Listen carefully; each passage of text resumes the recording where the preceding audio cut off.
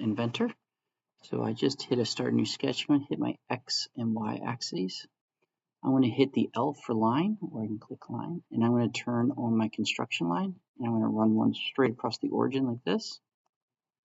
I'm going to hit escape. I'm going to hit L for line again, and I'm going to draw another parallel line going across like that, and I'm going to hit OK. And then I'm going to dimension this. So this is the half height of my snowflake. My whole snowflake is supposed to be no more than 3 inches, so I'm going to make it 1.5 since it's only half my snowflake. I'll hit my cube and zoom out, and there we go. I'm going to create another line, and again, it's still under construction. I'm going to just draw a line like this on an angle, and draw another line on the angle as well. I'm going to hit OK. I'm going to dimension it now. Let's try that again. Dimension that. And I'm going to do 60 inches or 60 degrees. And then over here, I'm going to do the same thing, 60 degrees. Good. So we have our 1/6 of our triangle. Remember, there's 6 points to our triangle. I'm going to extrude or extend these guys to the end there and extend to the end there. Looking good.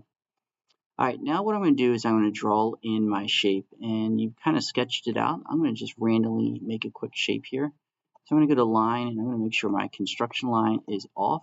Let's make sure it is off. Start at the point here. Construction line is on. Why does it keep defaulting to on? Try here one more time. Turn construction off. Let's go to a line. We want to just make a regular line. There we go. All right. I'm going to just make something crazy here.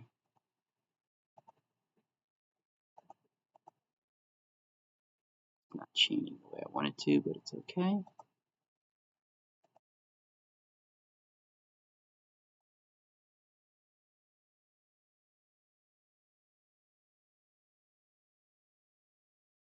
See here, I've got to extend this guy, so let me hit extend.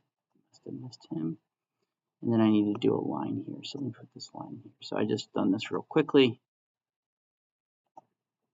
There it is. Okay. These are blue because they are not constrained. It's okay. So basically, here's my really ugly snowman in here, or snowflake in here. I'm going to rotate this object. So I'm going to grab all that material. I'm going to rotate it around the center point there. You can see it kind of comes in here. I'm going to hit OK. And there we go. We've got our funky little snowflake.